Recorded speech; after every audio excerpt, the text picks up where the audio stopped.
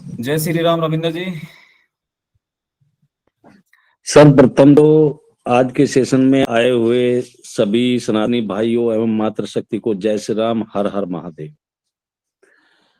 मैं आज की स्ट्रेंथ काफी अच्छी है, आज तक का रिकॉर्ड टूटा है, 65 तो सबका अभिनंदन करता हूँ, सबका स्वागत करता हूँ इस सेशन में आने के लिए। जी जी सोलंकी साहब, आज का जो टॉपिक है वो लगभग हम वैसे तो कई सेशन में हम इस पे बात कर चुके हैं, इस सेशन के इस तरह की घटनाओं के ऊपर, जी लेकिन आज जो एक पिक्चराइज अगर सिस्टम देखेंगे हम, जो पिक्चराइज फोटो थी, आई थिंक इस तरह की घटनाएं पहली बार नहीं हुई हिंदुस्तान में। कुछ घटनाएं तो ऐसी होती हैं इस तरह की जो हम तक पहुंच भी नहीं पाती है। तो कहीं ना कहीं अगर मैं बात करूं ऐसी घटनाओं की आज, मैं एक थोड़ा सा सर इंटरप्ट करूंगा आपको। यस आपका यस यस, चलिए मैं साथ में ले लेता हूं। ये जो राक्षस प्रवृत्ति लोगों में पैदा हो रही है, इसके लिए कौन जिम्मेदार है? और ये जो इस तरह की प्रवृत्ति क्या बढ़ती रहेगी, इसके लिए किसी को हम जिम्मेदारी भी देंगे? जी, इस पे भी थोड़ा सा आप कवर देना। और डेफिनेटली मैं उसी पे आ रहा था। जी इसमें सबसे पहले तो मैं किसी भी गवर्नमेंट पे, चाहे वो आज की गवर्नमेंट हो चाहे पिछली गवर्नमेंट है, उस पे मैं क्वेश्चन मार्क नहीं कर रहा, ना उन पे कोई आरोप प्रत्यारोप लगा रहा हूं। लेकिन जुडिशियल सिस्टम जो हमारा भारत का है वो कहीं ना कहीं, जे इन्होंने देखो, चाहे फास्ट ट्रैक हो गई हो, कुछ भी हो गई हो, लेकिन जो होना चाहिए इस तरह की घटनाओं में वो आज भी स्ट्रोंग नहीं है। जी करेक्ट। जिससे इन चीजों को बढ़ावा मिलता है। आप देखिए, निर्भया कांड को देख लीजिए या बाकी कांड देख लीजिए, कितना टाइम लग गया उनको सजा देने के लिए। हर व्यक्ति के अपने अपने मत होते हैं। मेरे विचार से जो हैदराबाद में एक घटना हुई थी, आई थिंक हो सकता है मैं शहर का नाम गलत ले रहा हूँ, जी वहां पे एक घटना हुई थी एक हमारी महिला के साथ, बहन के साथ, और I think on the spot या कुछ दिन बाद में शायद उनका एनकाउंटर हुआ था। मेरे याद नहीं आ रहा, कुछ इस तरह की घटना थी। हुआ था वहां पे, बेंगलोर का था कहीं का सर। हाँ, जी तो अगर इस तरह की चीजें ना हो, मतलब इस तरह की भी हम एक्शन ना ले, एक्शन के ऊपर रिएक्शन ना करें, एक तो इससे मिनट, मिलते जुलते ही। मैं ये भी बोलूंगा, वो शायद हैदराबाद की घटना थी। स्कूटी पे हाँ, एक महिला थी, उसके साथ वो हुआ था, लेकिन जिन लोगों ने एनकाउंटर किया था, अपने कानून की व्यवस्था के चलते हुए उनको सजा दी हुई है एनकाउंटर वालों को। मतलब उसका अभी तक देखा जाए ना, उल्टा उनको ही मतलब एक आरोपी के दायरे में आ गए। मतलब जो आप कानून की व्यवस्था की बात कर रहे थे, यहाँ पे कानून पे क्वेश्चन मार्क है इस चीज के लिए। जी कंटिन्यू करें। तो मैं वहीं आ रहा था। अब देखिए, उन्होंने अपना काम भली भांति कर दिया, लेकिन जैसे ही गवर्नमेंट बदली वहां की, उल्टा उन्हीं को केस में फंसा के वो आज, आई थिंक, मैं पुख्ता नहीं हूं लेकिन जहां तक मेरे को पता है कि शायद उन पे केस चल के आज वो शायद जेल में है, केस चल रहा है। ये हमारा जुडिशियल सिस्टम है, इतना लचीला संविधान है हमारा, इतना लचीला कानून है, जिसको जैसे तैसे जब मर्जी मरोड़ तरोड़ के उसको सिस्टम को बदल दिया। जी तो एक तो ये पॉइंट पे मैं बात करना चाह रहा था आज आपसे।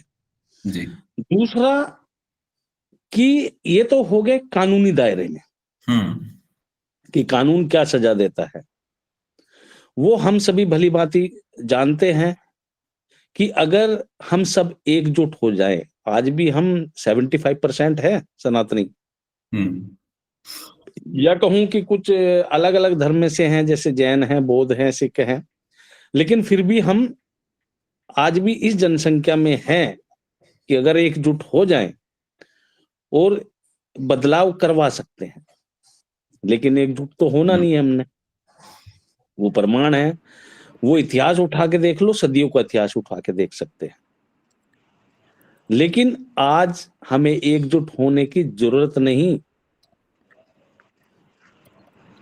कि हमें ये जरूरत है, बल्कि ये एक आवश्यकता हो गई है, एक नीड इतनी ज्यादा हो गई है कि जिसको आप सोच से भी परे है कि ये हमें करना ही पड़ेगा, इसके अलावा कोई चारा ही नहीं है।